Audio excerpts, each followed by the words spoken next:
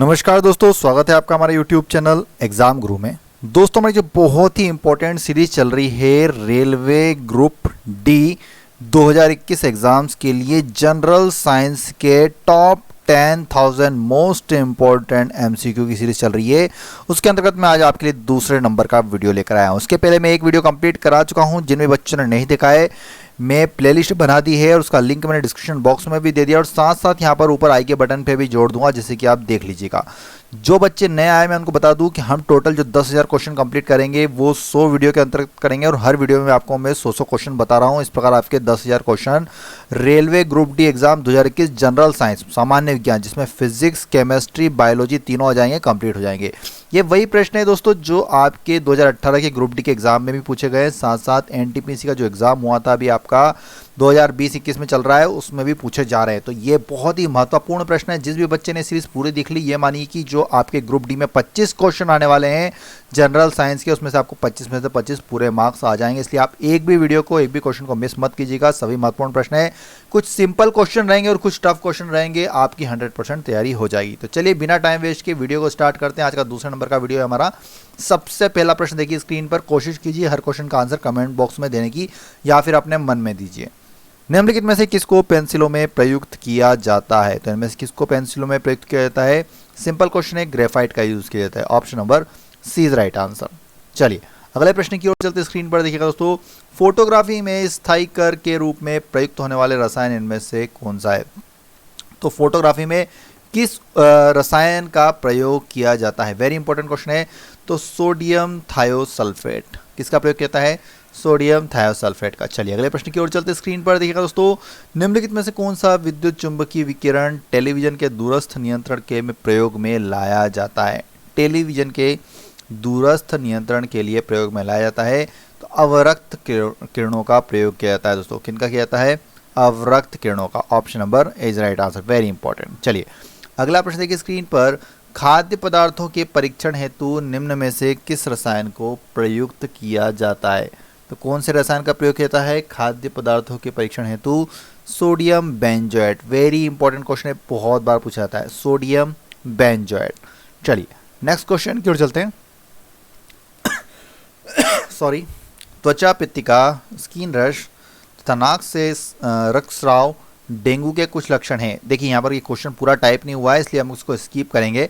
Next question की ओर चलते हैं, बाद में आपको कंप्लीट करा दूंगा। यह क्वेश्चन पूरा टाइप हुआ नहीं है। अगला प्रश्न है, बहुत बार मैंने कराया भी है। 100 वाट का बिजली का बल्ब यदि 10 घंटे जले तो बिजली कितनी खर्च होगी? मैं आपको बहुत बार बता चुका हूँ, 1 इकाई 1 यूनिट बिजली खर्च होती है उस कंडीशन में। चलिए अगले प्रश्न की ओर चलते, स्क्रीन पर देखिएगा दोस्तों। टिंचर आयोडीन किसमें आयोडीन का घोल है? टिंचर आयोडीन में से किसमें आयोडीन का घोल है? तो पोटेशियम आयोडाइड में होता है दोस्तों। किसमें होता है? Potassium iodide. Option number is right answer. Next question देखिए दोस्तों स्क्रीन पर। नग्न आंखों से देखे जा सकने वाले कोषाणु का सबसे छोटा आकार क्या होता है? तो कौन सा होता है जो नंगी आंखों से देखा जा सके? वो होता है दोस्तों 100 micron. Option number C is right answer. चलिए नेक्स्ट क्वेश्चन की ओर चलते हैं। भारत का राष्ट्रीय स्तनी इनमें से कौन सा? सिंपल क्वेश्चन दोस्तों, बाघ है। Option number D right answer, बाघ। सिंपल क्वेश्चन है, बिल्कुल कंफ्यूज नहीं होना है सी और बाघ में। स्टेनलेस स्टील के निर्माण में निम्नलिखित में से कौन सा आधार बनाता है? कौन सा किसके आधार बनते हैं? तो दोस्तों क्रोमियम और निकेल। स्टेनलेस स्टील किससे बनते हैं? क्रोमियम और निकेल से। इंपॉर्टेंट क्वेश्चन है। अगला प्रश्न देखिए स्क्रीन पर। निम्नलिखित में से किसके पुष्टिकरण हेतु विडॉल टेस्ट किया जाता है? सबको पता होगा विडॉल टेस्ट हमेशा टाइफाइड की जांच के लिए किया जाता है। किसके लिए? टाइफाइड की जांच के लिए। तो option number B is right answer. अगला प्रश्न देखिए।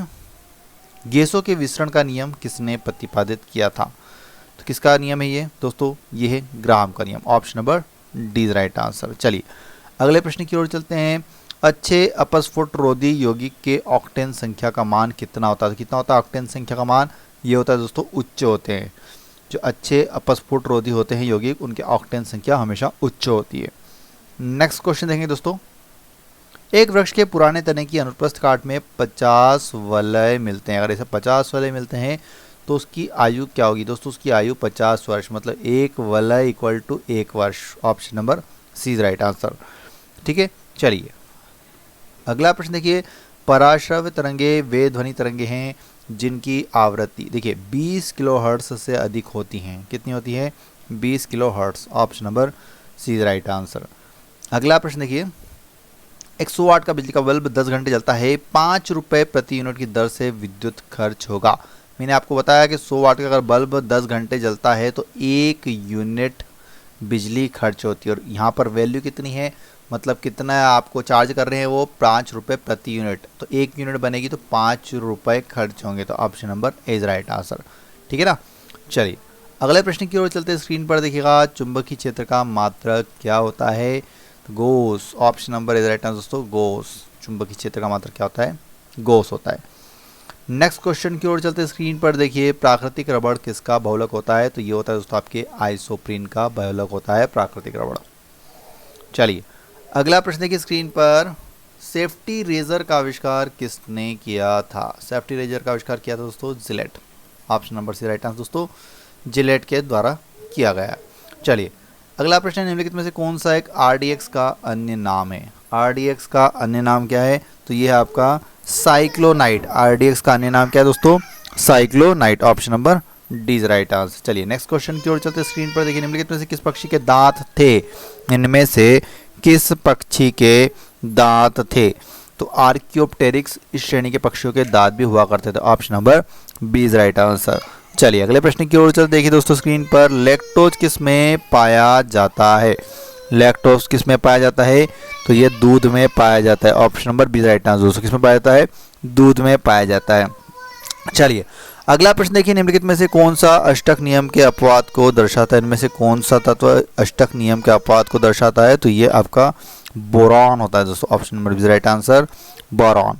चलिए अगले प्रश्न की ओर चलते देखिए दोस्तों, निम्नलिखित में से कौन सा एक प्रकाश संश्लेषी वर्णक नहीं है? निम्नलिखित में से कौन सा एक प्रकाश संश्लेषी वर्णक नहीं है? तो नोट कीजिए दोस्तों, एंथोसायनिन ये प्रकाश संश्लेषी वर्णक नहीं है इनमें से। ठीक है ना। जबकि पर्णहरित, फाइकोबिलीन और केरोटिनाइड ये तीनों ही प्रकाश संश्लेषी वर्णक के अंतर्गत आते हैं, एंथोसायनिन नहीं आता है। ठीक है ना। चलिए अगले प्रश्न की ओर चलते अगली स्क्रीन पर देखिए दोस्तों, आवर्त सारणी में 2 तत्व का नाम फ्रांस के नाम पर है, उनमें से एक फ्रांसियम है, तो दूसरे तत्व का क्या नाम है दोस्तों? फर्मियम। आपको पता होगा फ्रांसियम और फर्मियम इन 2 तत्वों का नाम फ्रांस के नाम पर है। Option number C is right answer. Next question है हमारा स्क्रीन पर, निम्नलिखित में से कौन शरीर में प्रतिरोधक क्षमता विकसित करता है? तो कौन करता है?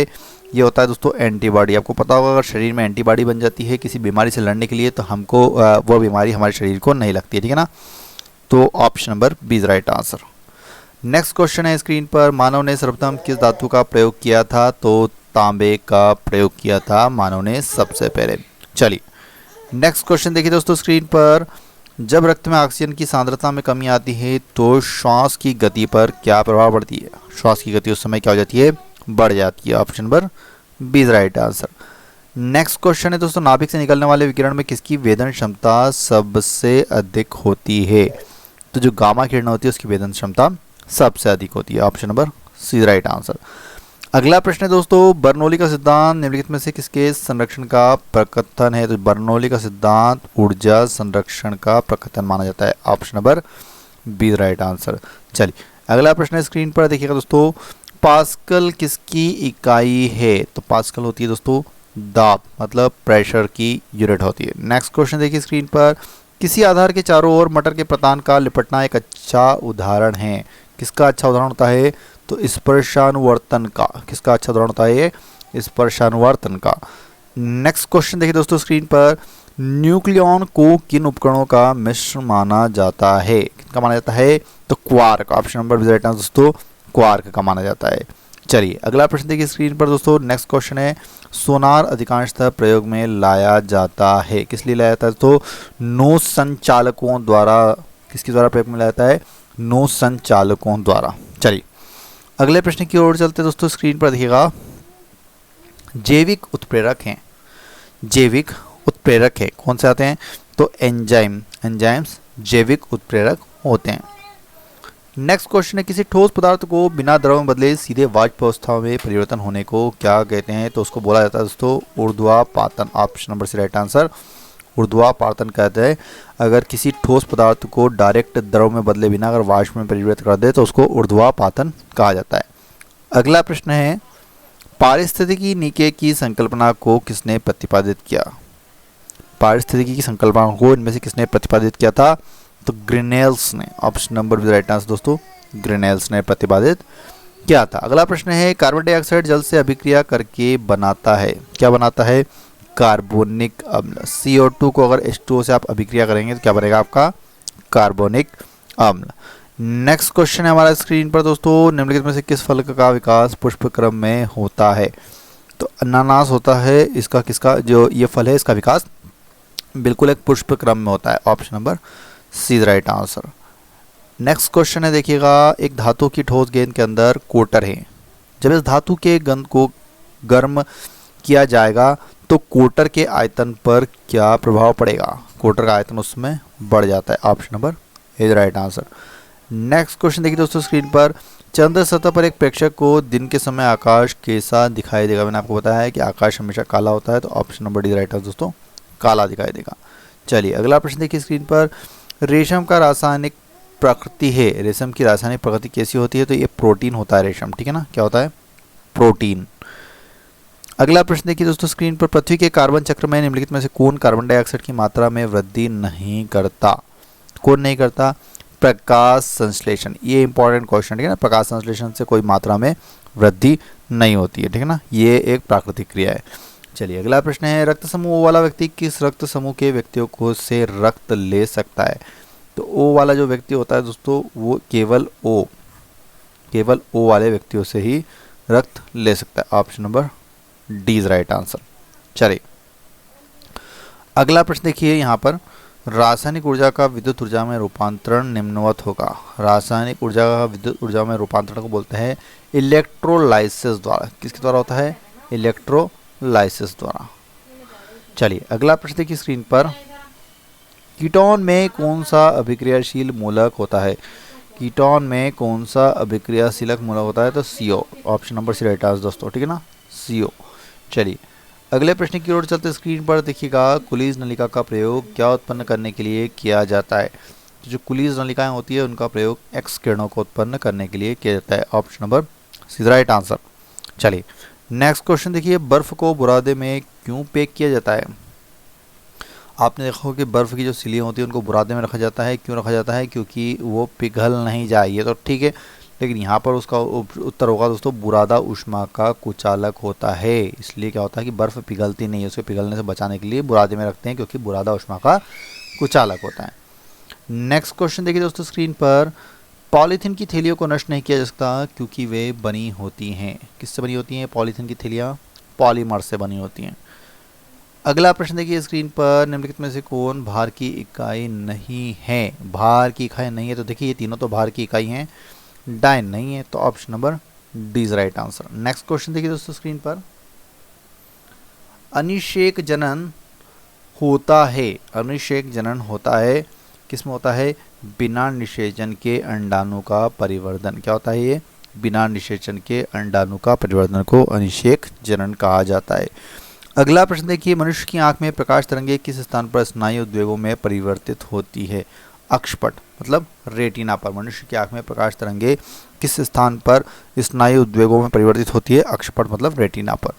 नेक्स्ट क्वेश्चन देखिए दोस्तों स्क्रीन पर, प्रकाश वर्ष मात्रक है। देखिए प्रकाश वर्ष किसका मात्रक होता है? तो ये होता है दोस्तों आपके दूरी का मात्रक होता है। नेक्स्ट क्वेश्चन हमारा यहाँ पर, वे कौन से मूल वर्ण हैं जिनसे टीवी के पर्दे पर विभिन्न रंग प्रकट होते हैं? तो आपको पता होगा लाल, हरा, नीला, जो प्राइमरी कलर्स होते हैं उनके द्वारा ही होता है। Option number A is right answer. अगला प्रश्न देखिए स्क्रीन पर, निम्नलिखित में से कौन सा युग्म सम इलेक्ट्रॉनिक आयन निरूपित करता है? इनमें से कौन सा युग्म सम इलेक्ट्रॉनिक आयन को निरूपित करता है? तो ये आपका दोस्तों Ca और S2 नेगेटिव, Ca2 पॉजिटिव और S2 negative. Option number D is right answer. चलिए अगले प्रश्न की ओर चलते देखिए दोस्तों स्क्रीन पर, कौन सा हेलोजन तत्व जिनॉन से मिलकर अधिकतम यौगिक बनाता है? इनमें से कौन सा हेलोजन तत्व जिनॉन से मिलकर यौगिक बनाता है? तो ऑप्शन नंबर राइट आंसर दोस्तों फ्लोरीन हो जाएगा होता, तो कौन सा होगा?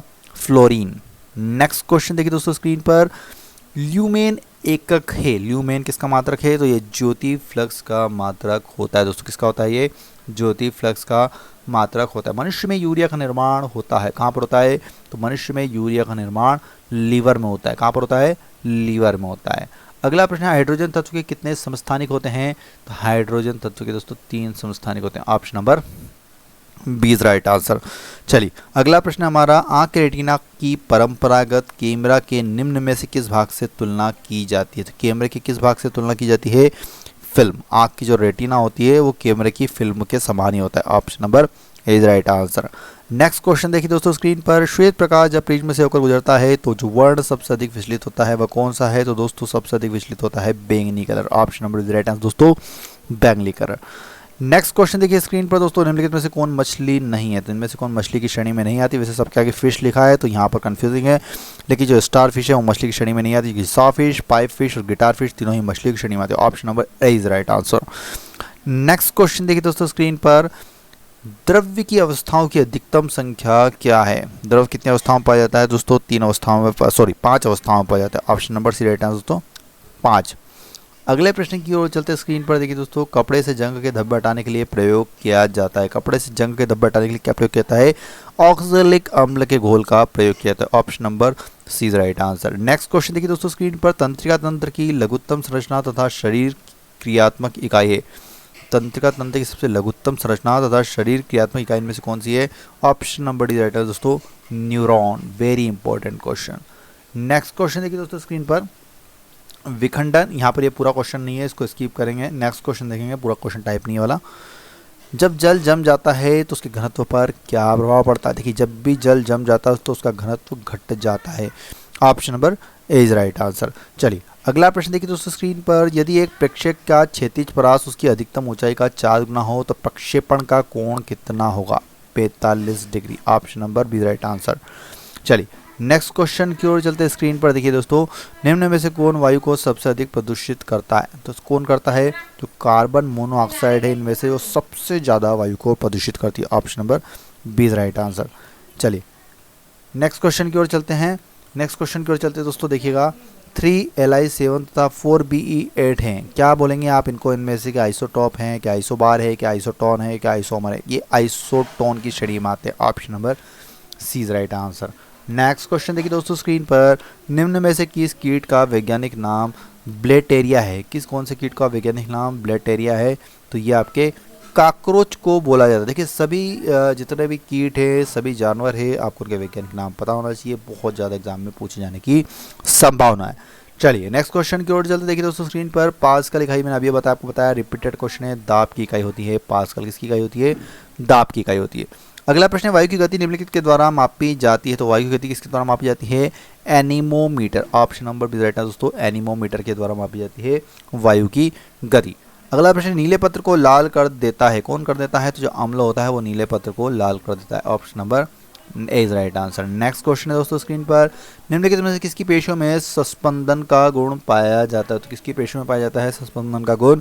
ये हृदय, अपना हार्ट होता है, उसकी जो पेशियां होती है उसमें स्वस्पंदन नहीं धड़कता है अपना दिल, स्वस्पंदन का गुण पाया जाता है।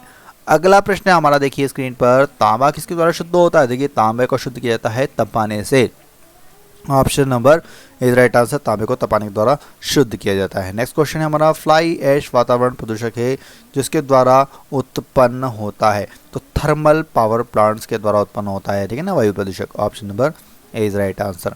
नेक्स्ट क्वेश्चन देखिए दोस्तों स्क्रीन पर, OF2 में ऑक्सीजन की ऑक्सीकरण अवस्था +1 है, इनमें से किस में है? तो option number A is right answer दोस्तों, ClO2 के अंतर्गत है ऑक्सीजन की ऑक्सीकरण अवस्था +1।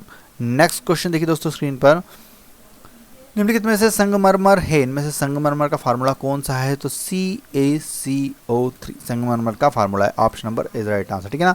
चलिए अगले प्रश्न की ओर चलते हैं दोस्तों। नेक्स्ट क्वेश्चन देखिए दोस्तों स्क्रीन पर, अगला प्रश्न है, भारत की प्रमुख धान्य फसल इनमें से कौन सी है? भारत की प्रमुख धान्य फसल इनमें से कौन सी है? तो चावल। Option number is right answer दोस्तों, चावल सबसे प्रमुख धान्य फसल की श्रेणी में आती है।